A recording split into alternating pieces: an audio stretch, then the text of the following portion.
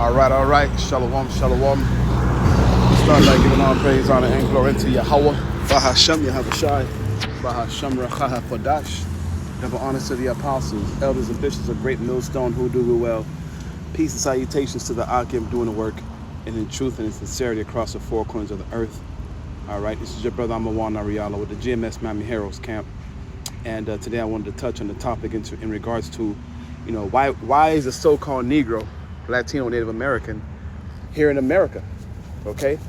Why did the Lord allow us to come here? Was it to enjoy life?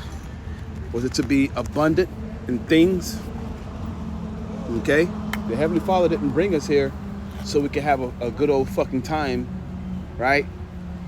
Become complacent and comfortable.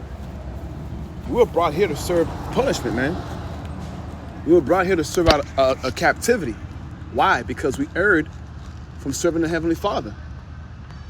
All right? So therefore the Lord, He scattered us amongst all the different nations that we were trying to be like. All right? Especially when we told the prophet Samuel that, we wanted a king like the other nations. Man, that broke the Lord's heart. Because He was our king. But we saw what the other nations were doing. And the only reason they had actual kings that they can see, because the Lord wasn't dealing with those other nations.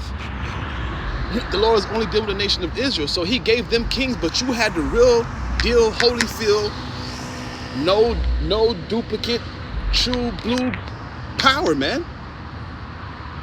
And He wanted to be like the other nations. So got a couple precepts here to show that. It's the book of 2 Kings 17. I'll start at verse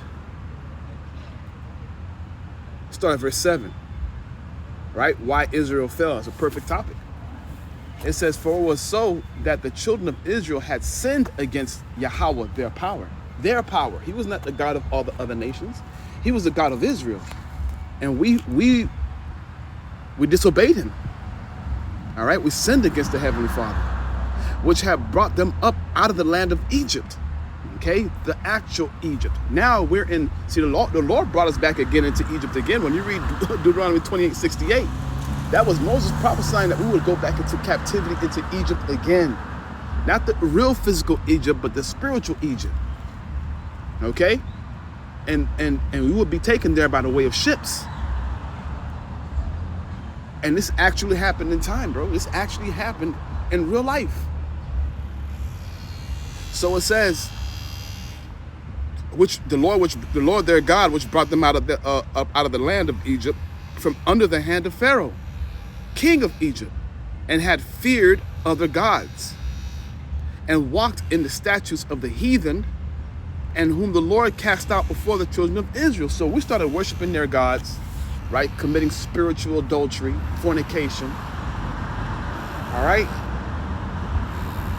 Doing the things that the other nations were doing, because the other nations did not have a God. They did not have law, statutes, and commandments. The Lord was not dealing with them. He called them brute beasts. And our people took on their image. They took on their ways. Thought like them, spoke like them, ate the foods that they ate, wore the clothes that they wore. And what was so envious about what was that thing that was so envious about the other nations that we had to worship them? Okay? It says that we were worshiping their other gods, their gods too. We feared their gods, which are no gods. Let me see if I can get that real quick. And the Lord goes into it, man. The gods of these nations are idols. I think that's Isaiah 45.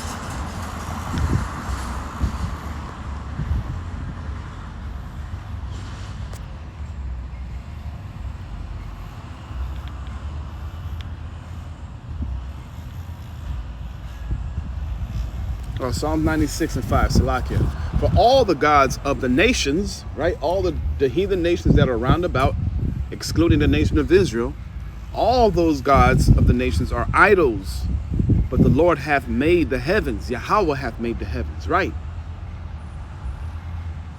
There is no God beside Yahweh Ba'ashem Yahweh Shai.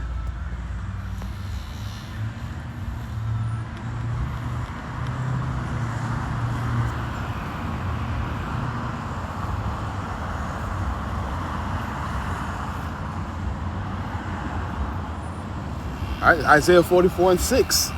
Thus saith the Lord, the King of Israel, and his Redeemer, the Lord of hosts. I am the first and I am the last, and beside me there is no God. There's no God outside of Yahweh B'Shem Yahweh Shai. Right?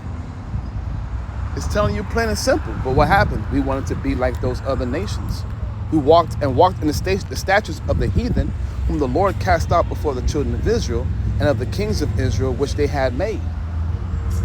Okay? And this is why the Lord threw our asses on those ships and brought us into captivity. And there are a lot of precepts that speak about us going into captivity. For instance, we have the book of Baruch 4:8. It says, you have forgotten the Salakia. Let's go back up a little bit. Salakia.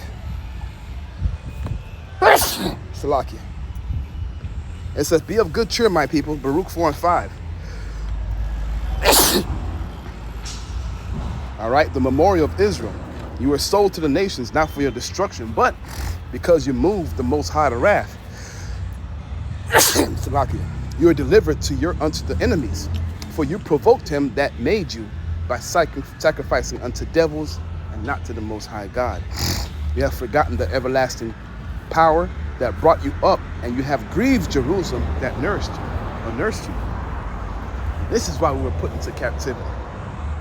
All right? This is why the Lord had us go through what we go through. But the Lord said that he was going to deliver us out of the land that we were made to be, to serve our time.